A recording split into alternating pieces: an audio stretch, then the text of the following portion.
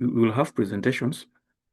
Next week, we'll have presentations in this on activity one of this particular session.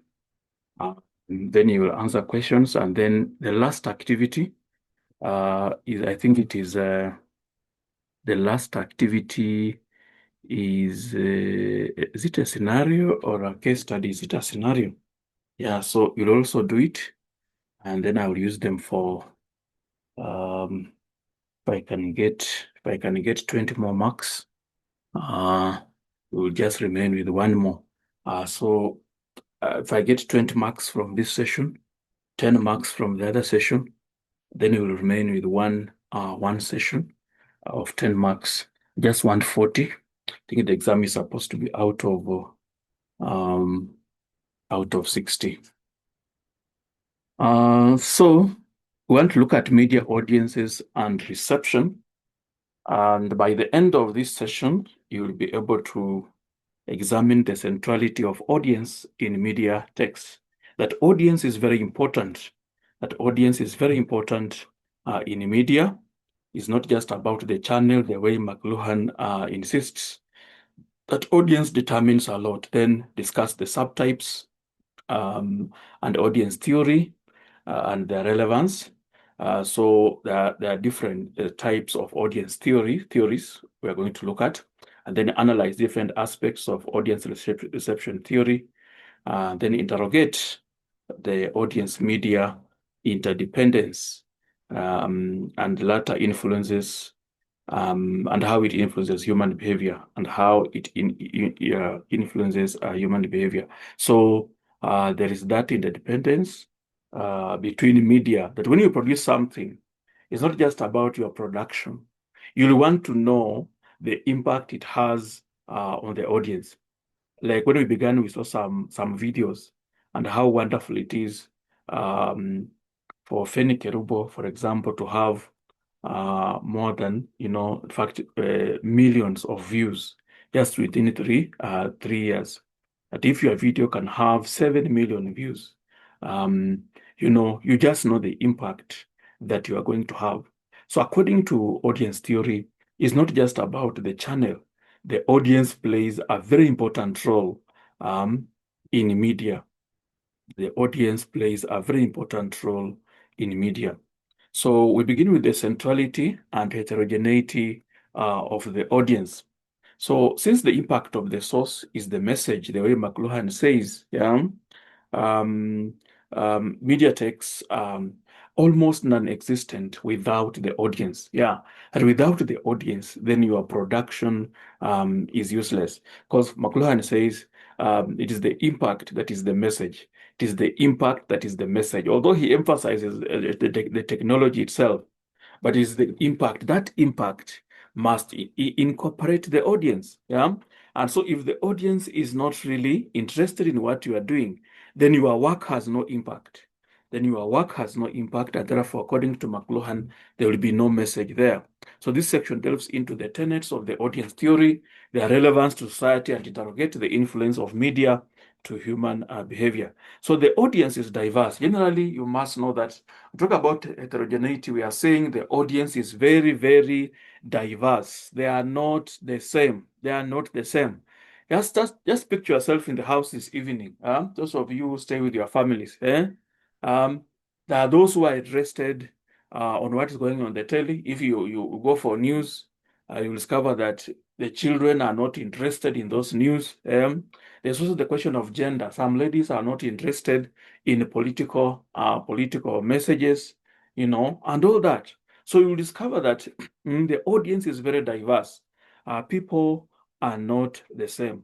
So don't think that once you just come up with a news item, you'll just have an impact, you'll move everyone. No, people are very, very different. Like even judging by these videos I've been recording and sharing on my YouTube channel. Although my target is basically masters, you people, but I discovered that a video like Technological Determinism by McLuhan, now it has 150 views, 150 views. Now, if my target was eight of you, where are now these other 142 views? So you discover that there are other people, yeah, who are also interested in that. But semiotics did not have any impact. It has only 25 views. So what does that tell you? And semiotics is one of the topics I really liked. But what I like is not what the people like. So ANG 2022, for instance, contains that being a television viewer is tantamount to creating an active role that enables meaningful interpretation of news. That the audience, when you are viewing news, you are not just taking everything as it comes, but you are an active participant in that production process. You are an active participant. You critique the news. There are those you like. There are those you don't like. Like personally, I keep moving. I can start from Citizen. I see something there. I move to KTN. I move. And even sometimes I can just go to private channels during the news hour. If the the newscast at that time does not please me, I will just move. If I'm alone, that is, I will just move. So and why do I move? Because I'm an active interpreter. I'm an active participant in the production of news.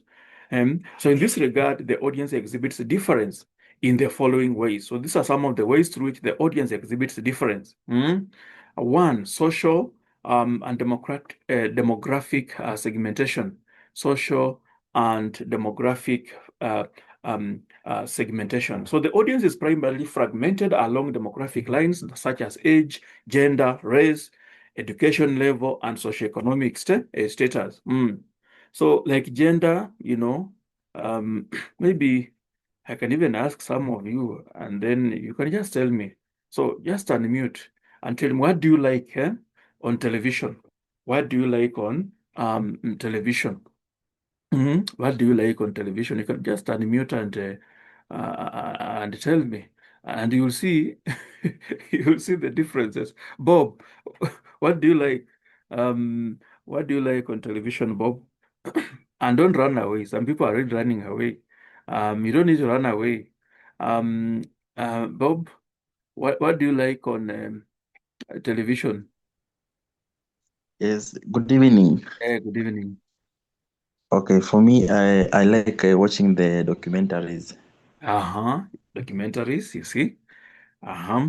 But personally, I like news. News is a must. And they just know if it's not 7 o'clock, it's 9 o'clock. So personally, I like news. Bob likes documentaries. Okay, Eugenia, what do you like on television on the telly? Okay, I love to watch news, and also I do like to watch documentaries. Uh-huh. News and documentaries. Good. Mary Ann.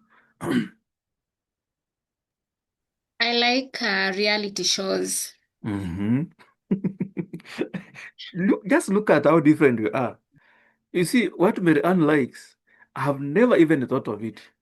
Just imagine that. And that's why we are heterogeneous. There's somebody who talked about representation. How can you speak for people? For example, in leadership, how can you speak for people? When the people are very different, the people you're representing are very different. Now, look, Mary Ann likes reality shows. Higher. Natalia, what do you like on television?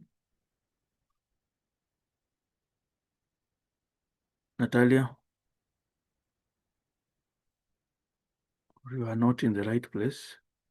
Dr. Nyongesa, your voice is breaking. I don't know if it's My a voice is problem with breaking. my Okay, I was asking, what do you like on television? What do you like on television? reality TV, Reality TV, comedy, movies, news. movies, See, Natalia likes news, and she likes reality TVs and movies. You see, that is something that um, no one else has said they like. Hi, let's go to It's now there's Leah. Is it Leah? Leah? What do you like on the telly? Leah, are you with us? Can you hear me?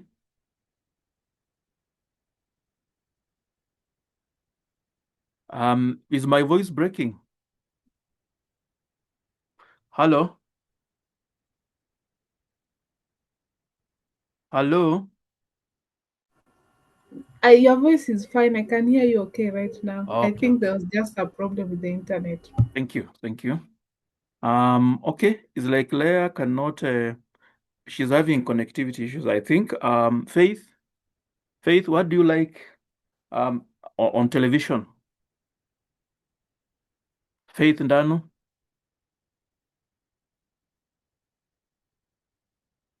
Faith?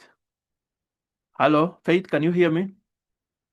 Yes, I can. You can hear me? Yes. Yes. What do you like on television? Um,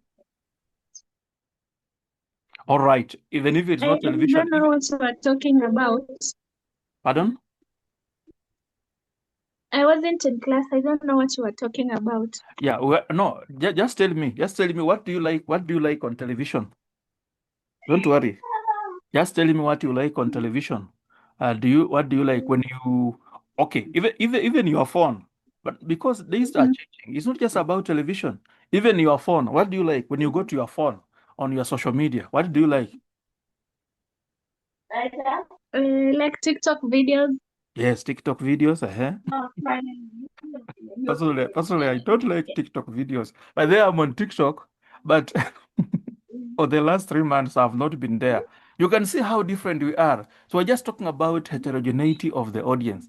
What else do you like on social media?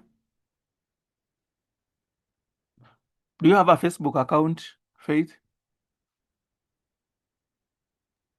Yes, I have. What do you like on Facebook? Uh, on Facebook, I like seeing different opinions from different people. So you like the comments that people make, eh? That's great. Personally, when I go on Facebook, okay, I like advertising my books there. Facebook, I also there is a certain there's a certain a certain production called Comrade Flavor. I like Comrade Flavor. I also like animals. I like animal videos, eh? I like animal videos on Facebook.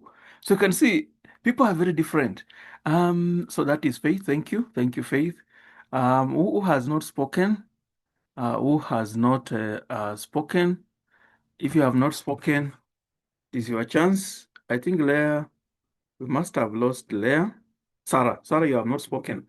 What do you like on television or social media? You can choose one or both. Sarah?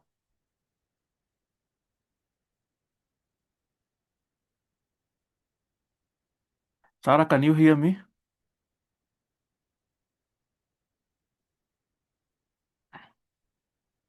Yeah, so the audience is characterized by heterogeneity. Sarah, are you around?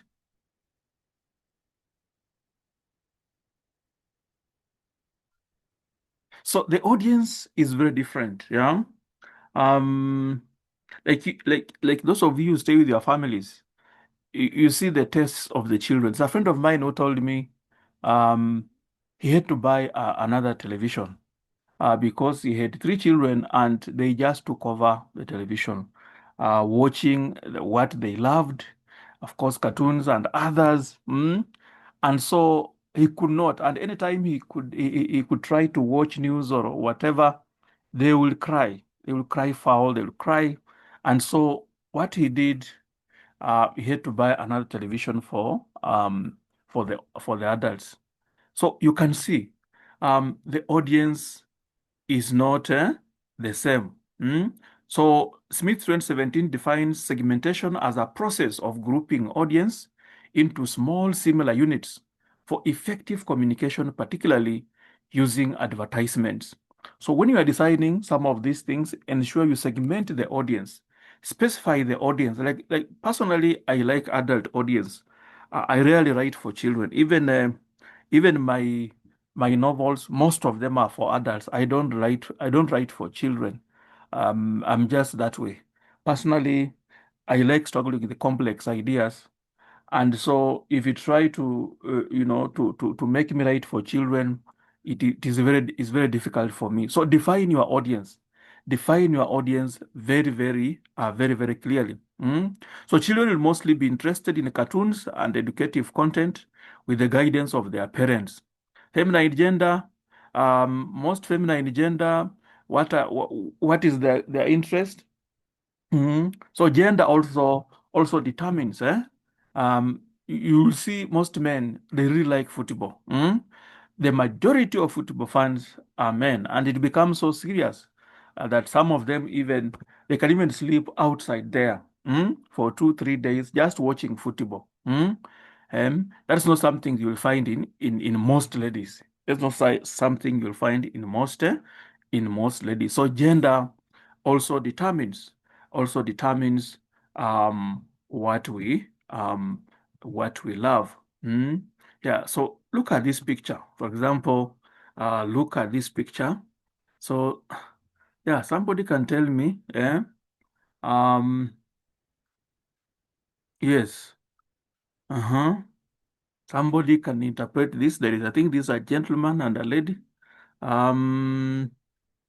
are they watching? and, and what is the uh, who can tell me what we can see here? Anybody?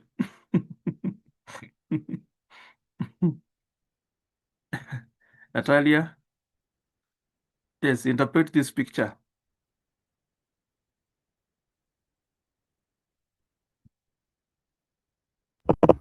I'd say the lady is not happy that the man is watching television and not paying attention to her. Mm-hmm. Uh-huh. That is Natalia. That the man is not paying attention to her. Mm-hmm. Uh-huh. Any other person?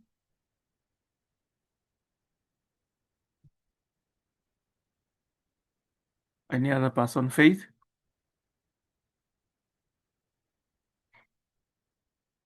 Faith? I think the man likes watching football. I Mm-hmm. mean games, Mm-hmm. and the lady is not interested in watching the games. Yes. Maybe The lady does not like the content. yes. Yes, the lady does not like the content, but the man is very happy. Yeah. So and that's why sorry for this mistake again. You just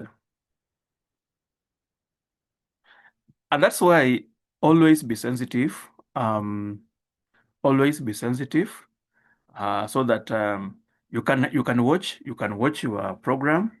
After that, also give out the remote to others to also. Yeah, it's always be sensitive.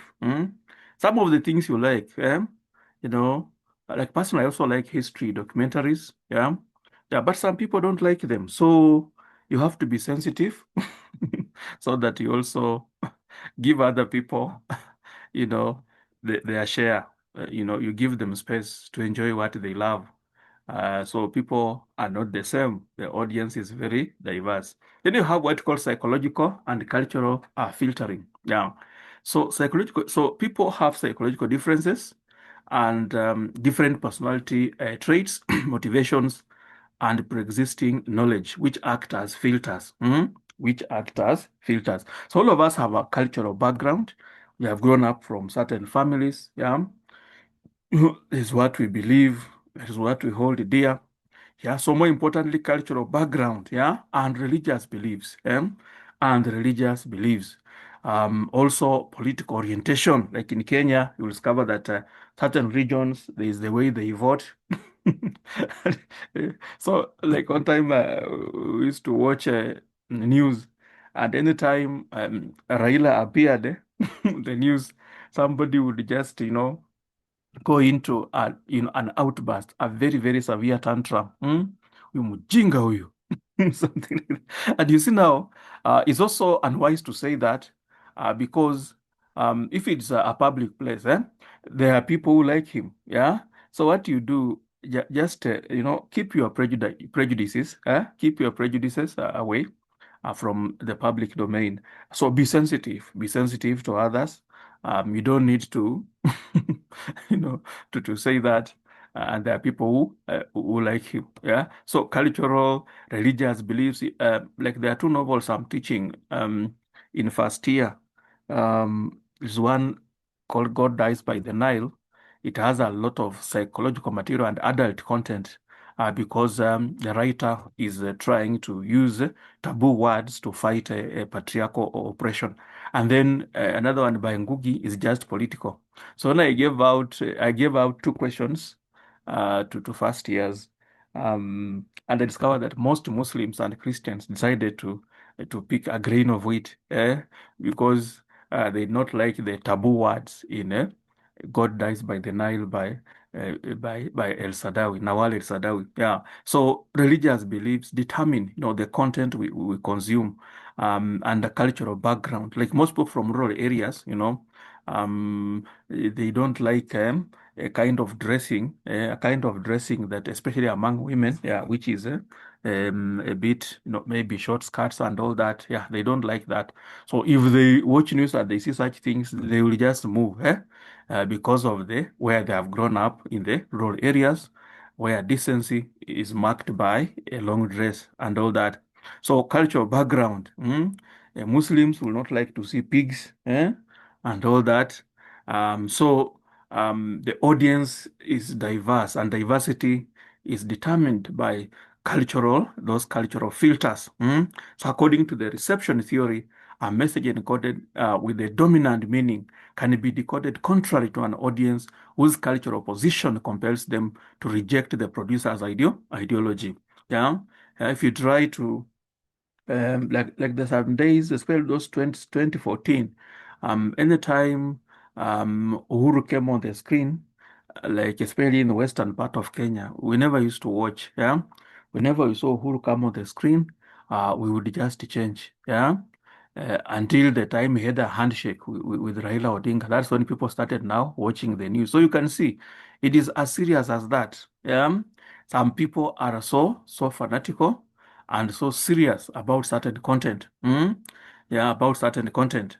And so you may think you are driving an ideology, but people don't like it. So also as a public speaker, you need to be aware of that. Don't think that everybody is consuming and taking your point of view. Like sometimes in literature, it becomes so personal. One time I was teaching students about Booker Washington and Du Bois.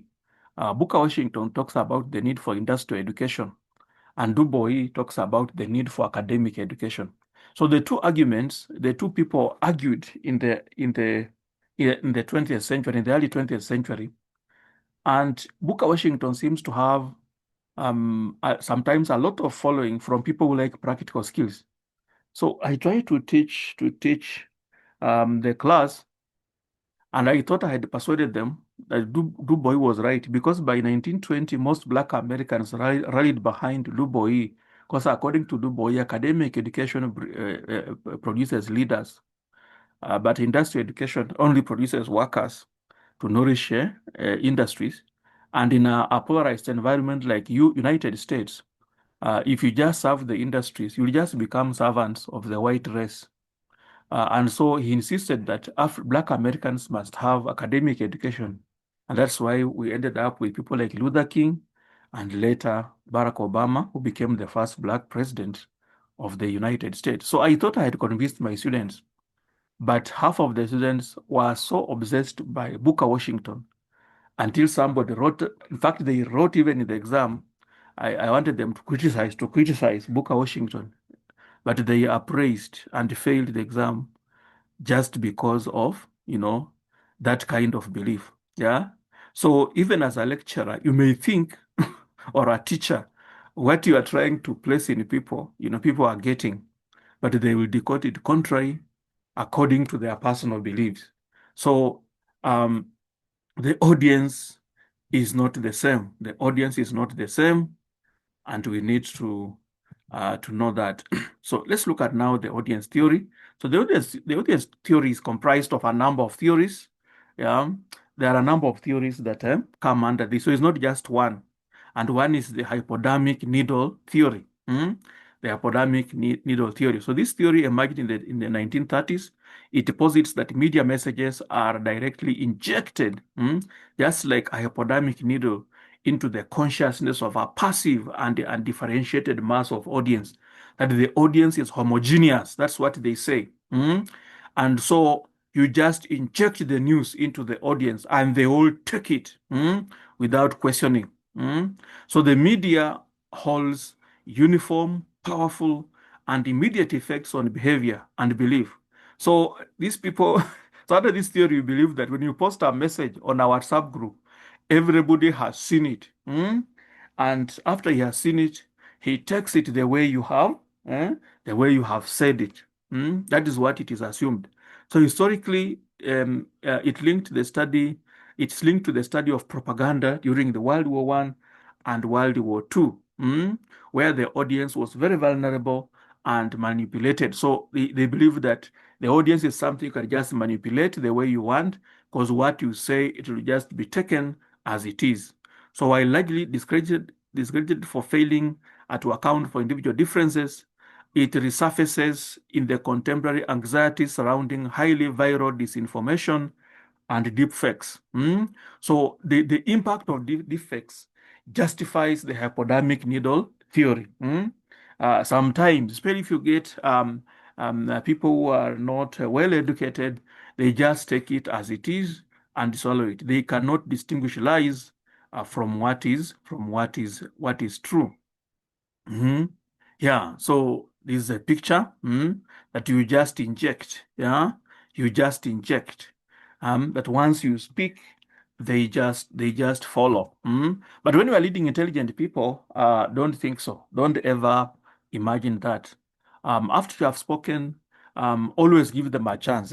Always give them a chance. And sometimes they will point out mistakes. They will point out mistakes in what you have said. So that's the first theory, but it was among the first theory about audience, about the audience, and it is not really, it may not be applicable today in most circumstances. Even when you post a message on Facebook, if you just post something, you can see the comments that come. Some people can deconstruct what you have said, and they can challenge. Yeah, there's somebody who posted on LinkedIn. Is it LinkedIn? Posted there that African scholars are never are interested in vanity, in things like citations, things like publications that do not bring food on the table. She was a very, very, very powerful intellectual. Then somebody asked her, don't you know that at self-actualization, people have actually sorted issues of putting food on the table.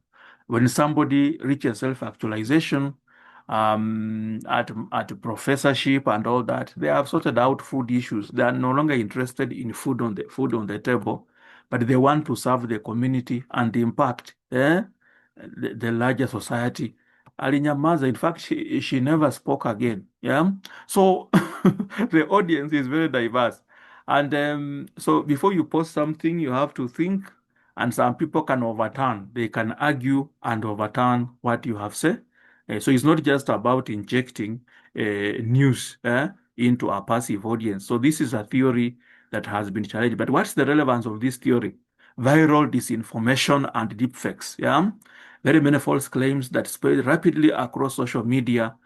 This shows that actually there is still a section of the audience that is very gullible, and you can easily cheat. You can cheat them. And then psychological priming and agenda setting. When highly emotional or traumatic news event is broadcast widely, there is that immediate and shared emotional response across the population. Even just think of something like the death of Raila Odinga. Immediately it was announced. Look at how it spread. So that's an example of the hypodermic or the magic bullet theory. That's some things that spread very, very fast. Things like death, yeah, or a coup d'etat in Madagascar. Just see how it spread. Then advertising and simple persuasion.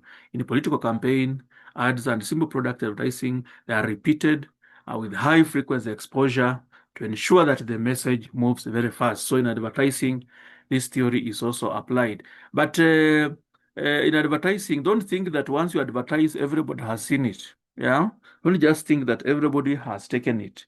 Don't think so. Even when you are doing a fundraising, don't just throw the name of somebody there on the group and think that he will now behave.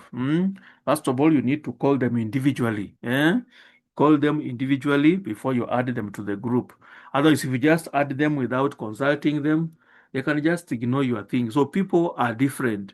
They don't just take news the way you imagine. Number two, we have the two-step flow model. The two-step flow model. So it was developed by Paul Lazarsfeld and Elihu Katz in 1940s, and it challenged the hypodermic model. So this model suggests that media influence is not direct, but it's mediated by key social figures, that before it reaches the people, the news must reach opinion leaders. That's Weimar, 1982. So first of all, it reaches opinion leaders, and then it now goes viral. So opinion leaders have the influence, to take the news to the individuals. So opinion leaders are individuals who are highly engaged with the media or hold positions of influence in society, who relay the messages to the audience. So it acknowledges the audience role as participants in social network other than isolated recipients. Yeah. That sometimes if you want to touch the people, you need opinion leaders. And especially if you look at the political terrain, the political landscape. Sometimes if you have good networks with these big opinion leaders, like you can see people like Kalonzo Musyoka, people like the late Raila Odinga, they will just endorse you. And once they say this is the person, people will just vote for you. So that people are more interested, first of all, in opinion leaders before the content of the news. So what's the relevance? It emphasizes the role of gatekeepers and influencers. And there are some people who are very influential, and once you use them, you get the necessary connections, and you can see that picture. You can see that influencer there. It's getting the news and then sending them to the people. So gatekeepers and influencers. For example, if you know reviewers, editors, you can publish very easily. You can publish very, very easily. Yeah. If you know the editors, people are able to edit. They will just look at your work and they'll give you the necessary connections. So these figures are highly engaged with the media and act as interpretive filters for their followers. So the commentator analyzes, frames and shares the interpretation of the story to their audience, highlighting the critical role of social authority in shaping public opinion. So influencers, yeah. So what's the relevance? The primacy of interpersonal trust. The model emphasizes the media effects are not direct, but are mediated by interpersonal communication. This tenet is essential in countering the initial panic surrounding mass media effects, as it shows people trust their personal network, family, friends, trusted leaders more than the impersonal media source. So before you reach out to the media source, ensure that you have certain connections. You have certain connections which can help. Then it's also relevant to the fragmentation in the digital age. In the era of fragmented and polarized media, the two-step flow model helps explain why certain narratives persist within specific communities. People tend to follow opinion leaders who confirm their existing biases. So they will follow kama ni Bahati, they will follow Bahati, and they will believe what Bahati has said. Others believe Akode, others believe Betty Chalo, and all that. So opinion leaders become very, very important, very, very important. Then you have uses and gratification theory. So this model views the audience as active, goal-oriented, and intentional. So individuals consciously select a specific media, platforms, and content to satisfy pre-existing psychological and social needs. So these needs are typically categorized as surveillance. So we choose certain media for surveillance to get information. Two, for personal identity, that is value reinforcement. So we want to reinforce our value. That's why we are LinkedIn, we are on Facebook, we are on TikTok for personal identity, and then for social interaction. So you can see, the reason why we are choosing a TV is because there's something you want. It's not because the TV is controlling you. So under uses and gratification theory, we overturn the whole question of technological determinism, that basically technology does not control us. We choose technology for our own personal gratification, not because we want Facebook to control us. Some people, when TikTok came, they left Facebook. Yeah, they are no longer on Facebook, and they even closed down Facebook accounts. And that's why you cannot say that it's Facebook, that controls you. Maybe at this juncture, let me just ask you, just unmute and tell me, why did you choose that social media account that you have? Why did you choose? Maybe let me hear from two people. Why did you choose? Personally, I chose Facebook because I advertise my works. I like LinkedIn because I can post philosophical points. So it's just for personal identity. Google Scholar, I love Google Scholar to advertise myself, my academic works. And also Google Scholar, I like it to get information. When I go to Google Scholar, I'm able to get articles to read. So that is me. What about you, Bob? Why did you choose that social media account, Bob? Why did you choose that social media account that you have? Bob, do you have any social media account? Bob, are you with us? Yes, I do. Yes, why did Yes, you? I'm in class, Dr. Which one? Yeah, which social account? Which social media account did you choose? Okay, like I have all the social media accounts, but I mostly YouTube Okay. because I do make content via YouTube. Okay. So to create content and so that you can express yourself. You want to express yourself? Yes, yes, inform You are it and breaking. also express myself. Okay. Sorry? You are Yes. breaking. Okay, Eugenia, why do you have that social media account? Okay, I'll say that for Mm. Facebook, we Mm. have it because the very first interaction medium that we had, but still keep because for the cycle that I have within semi community, I just want to stay connected with them. And then for TikTok, So for social interaction, for TikTok now, I love to see the trends worldwide and around Kenya. And if I want to get the fun news, I go on X. If I want to build on my career, use LinkedIn, and that. Yeah. So you can see. And then personally, I told you I like Facebook videos, like animals really entertain me. and also Comrade Flavor. That guy, he has a very nice program where he tricks couples to give their passwords, and then they promise that if they are faithful, he is going to give them an outing to Mombasa.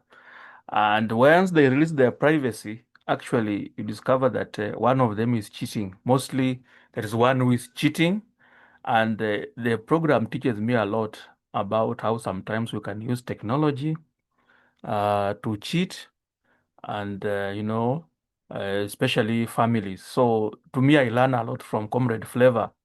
And he's now having a lot of subscriptions. He's doing very well, and I learn lessons, and I also get entertained when I discover that the human consciousness is very fragile.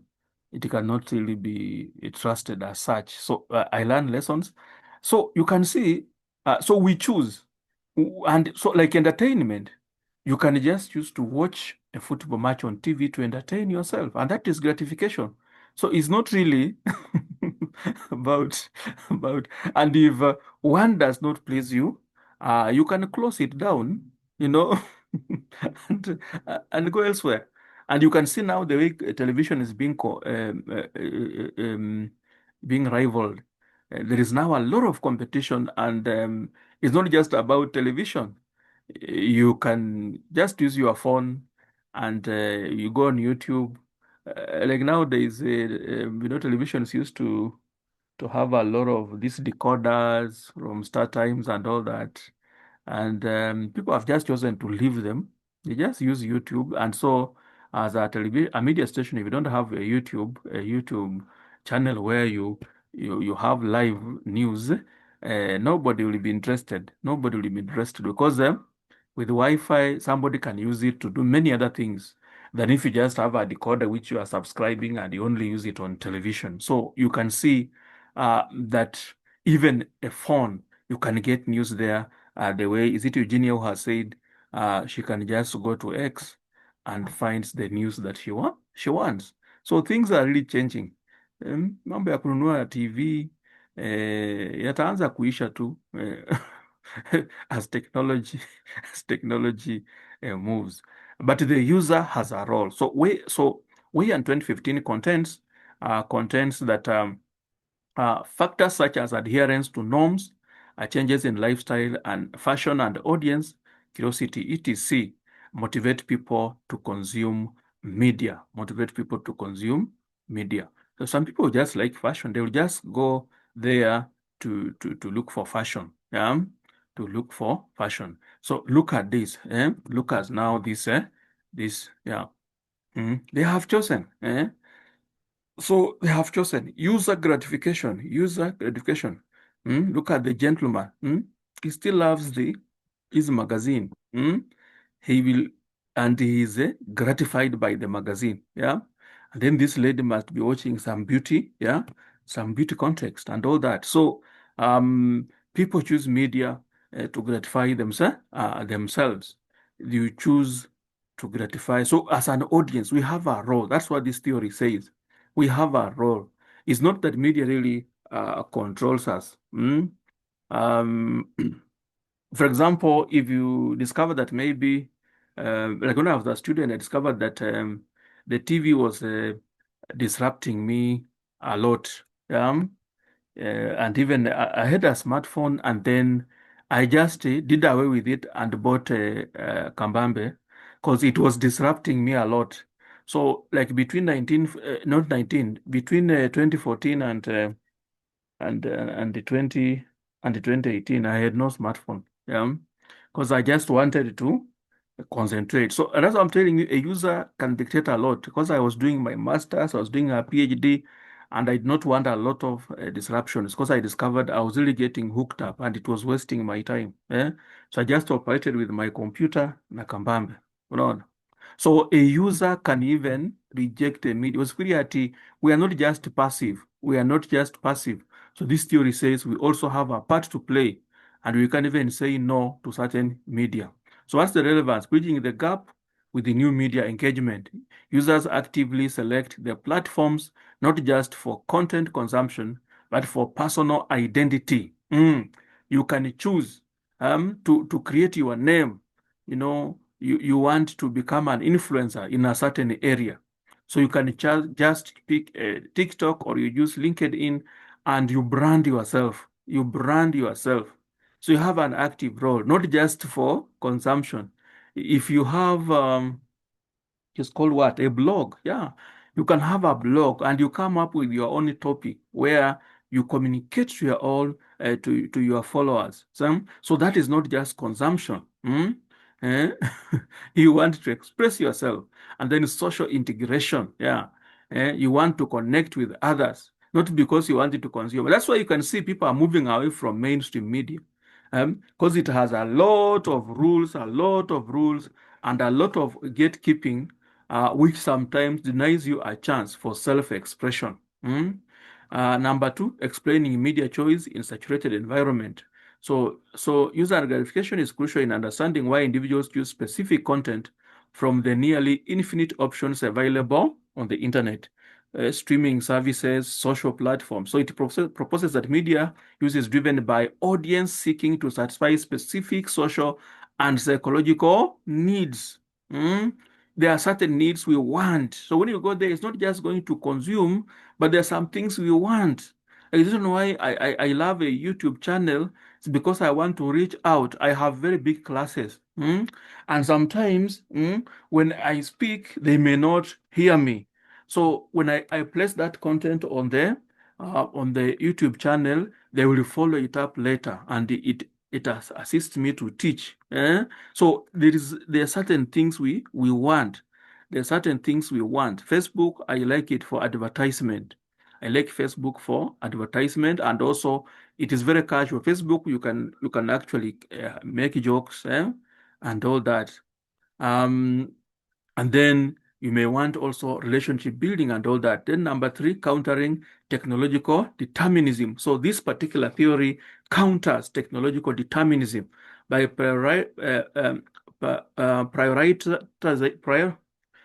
through bolstering the audience intent. It offers the necessity to counterpoint those theories. So technology does not really determine our social behavior, but we can also make decisions. It's not that technology is going to control us. We can also make decisions, and we go there as active people to choose what we want. So it's not just about technology controlling us. Then we have the cultivation theory. So this was developed by George Gabner, and it focuses on the long-term and cumulative effects of consistent exposure to media, particularly television and, of course, others. So the central tenet is that prolonged heavy media consumption slowly cultivates the audience perception of reality. That when we consume media, certain media for a very long time, it changes our perception and understanding of reality. So the more they attack you with certain attitudes, like, is it Elon Musk? Yeah, Elon Musk. I think the last 2 weeks he was really against Netflix, and he said that they are bombarding people with queer subjects. Even children. They're trying to encourage same-sex relationships through their content. And so if the children are exposed to this for a long time, it will change their perception of reality. Yeah, and it is true, especially audiovisual. Audiovisual has a lot of impact. It has a lot of impact. But even books, the kind of books you read, if you read certain texts for a long time, it will change your perception of reality. So Brown 2002 observes that the audience exposure to sexually explicit content may encourage reckless behavior among the audience. It may encourage reckless behavior among the audience. But this is what Aristotle argued. Aristotle argued that, in fact, if people are exposed to such texts, they will now know what is wrong and what is right. What do you think? But Plato was against this. So Brown assigns a qualified yes to the conclusion and opines that the subject is yet to have more qualitative studies. This subject here, that what Brown has concluded, is yet to have more quantitative studies. But what do you think? Yeah, if somebody is exposed to sexually explicit content, will it encourage reckless behavior? What do you think? Maybe yeah, let me just hear from two people. What do you think? Is it likely to encourage reckless behavior, even among adults, if we watch this adult content? What do you think? What do you think? Who has not spoken? Today, Sarah is not around. In fact, she's gone. Hmm? Let me hear. Let me hear. Let me hear. Eugenia, what do you think? I think Mm. this information will Mm. entirely affect people according to their state of mind because Mhm. I may be watching this material Mm. at this age, but when I was like a bit younger, it will not be appropriate for me. I think state of mind, age, and guidance also is needed while watching it. What about okay, yeah, thank you. Thank you for contribution. Now, adults, eh? Um, because like now we have this act, the crimes and what? Computer misuse and what? And Cyber Crimes Act, which is supposed to be signed. And of course, the argument of the government is that yesterday I heard Chugwa saying that adults watch these videos and then they leave it there for children to also come and watch. And that's why I think they need the law so that they lock this, they do away with these things completely. Yeah. Yeah. And that's why it's good we also argue, for an adult, Eugenia has given us a point. Any other contribution? What do you think? Let me just hear what you think. Mary Ann, what do you think? Does continuous or perpetual incessant exposure change the behavior of adults? I think when it's continuous, Mm. automatically it will affect the way people perceive things, in this case, the adults, Mm. and it will change their normal way of viewing things or the expectations they have of certain things. Mm. And also the body image. For example, if the images they are watching are going to actually affect how they start behaving and seeing things moving forward. If it is actually repeated, if it is for a short period of time, it's possible to conquer, but repeated over a long period of time, eventually it will affect the way they perceive things and eventually the character and behavior. Mm. Yeah, thank you. Thank you, Mary Ann. Yeah, there is a philosopher, am I forgetting his name, who said that basically you become what you see. Yeah, that you become what you see. Although scientific studies, like among men, scientific studies prove that adult content, when men watch adult content, actually it's one of the main factors that destroys their libido. It destroys their libido. But how does it? First of all, it affects the production of testosterone, because testosterone is triggered by sight in men. And so when they expose themselves so much to it, it affects the production of that hormone. And then with the time, they become desensitized to the opposite sex. But how will it affect their behavior? Again, it can lead to behaviors like self-sex or hand practice. And you can see, so adult content in men can lead to self-sex or what we call hand practice, which also leads to hormonal problems. So you can see there is actually a connection. There is a nexus between what you watch and your behavior. because like adult content in men, I don't know about ladies, but what I've known about men, it also leads them to hand practice. And hand practice destroys intimacy or normal sexual relations. So it has an impact. Yeah, it has an impact. But although the difference between an adult and a young person, an adult can turn away. An adult has the ability when they keep busy and they have the power and they can easily turn away. But children don't have that ability and it can ruin them completely. So relevance, we have the mean world syndrome. It demonstrates that our constructed reality is increasingly shaped not by personal experience, but by repeated exposure to emotionally intense media narratives. You see, that's called the mean world syndrome. That sometimes is not about reality to human beings, is not about what personal experience, but what you are exposed to continually. Yeah. So if you watch something like radicalization, people who are watching Mackenzie's videos, you see, they watched and then with the time they just got indoctrinated and they believed him. Yeah. So repeated exposure will change. So so what you watch, like even students now who listen to a lot of these videos, like sometimes when you don't have time to revise, just listen to these videos. Eh? Then you can perform very well. There's a student who told me once he just listens to a video, that's enough for him. Eh? He just passes the exam. Like auditory learners. We have auditory learners and visual learners.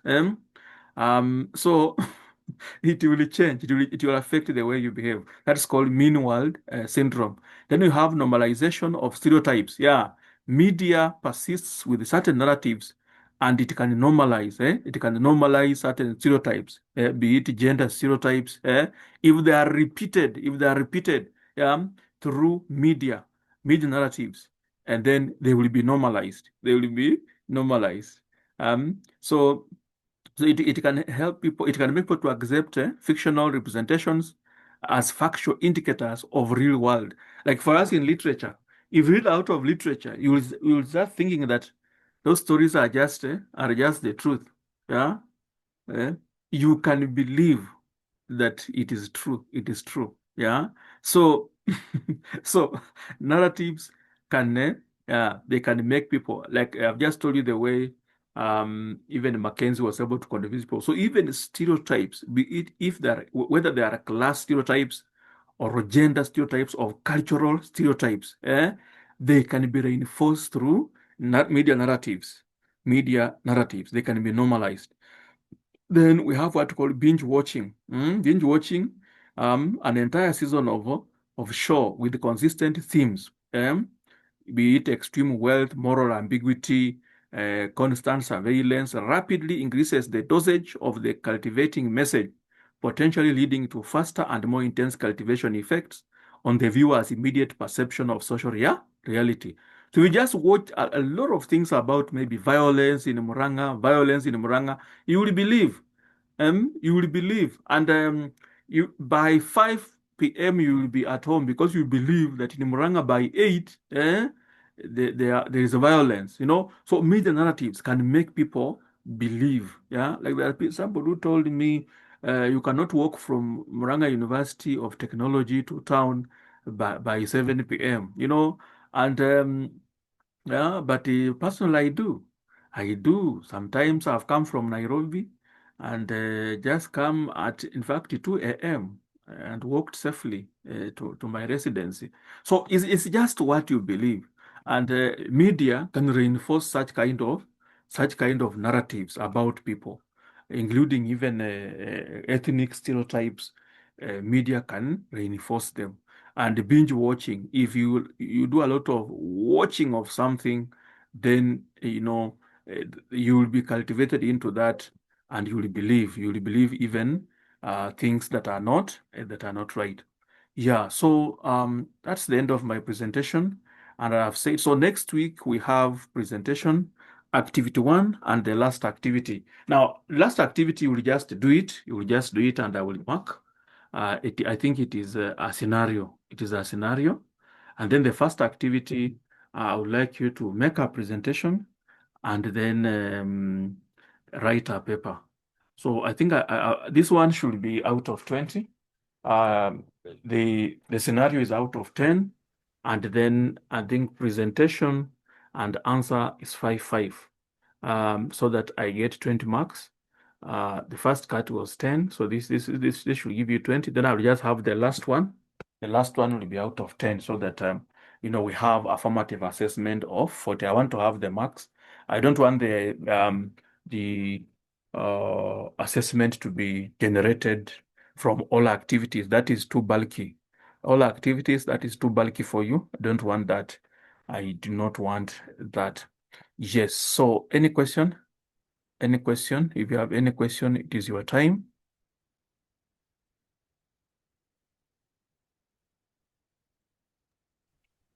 Please pardon about cut 2. I was Cut out. 2. Cut 2 is activity 1 of session 7. Activity 1, session 7, and the last activity. I don't know whether it's activity 5 or 4, but it's about it's a scenario about this this cultivation theory. It's a scenario about cultivation theory, 10 marks. So we'll just do it and submit your answers, and then I will mark. And then activity 1, I want you to, there is an article I want you to read. Read that article, prepare a presentation, and then write a paper. Write a paper and submit. So when you write a paper, don't just write a review of that. Do some cross-referencing, the way I said, do some cross-referencing and write a paper of at least 1.5 pages, yeah, and then have some references. Write a good paper. It's a review, but make it better than the first one. Don't just write answers. Read that paper, review it, and then do some cross-referencing and have references in APA. Yeah, is that clear, Faith? Have you gotten Yes. me? Yes. Yeah. Any other?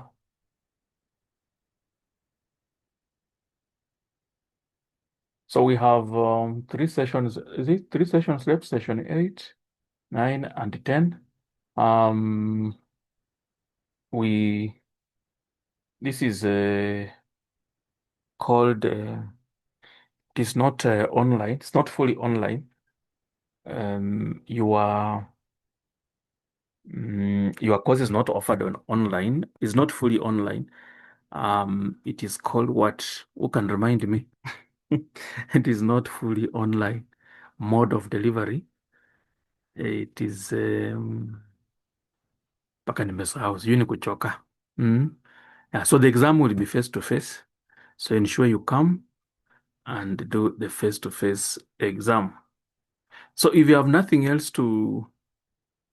you have no other concern, let me wish you a great evening.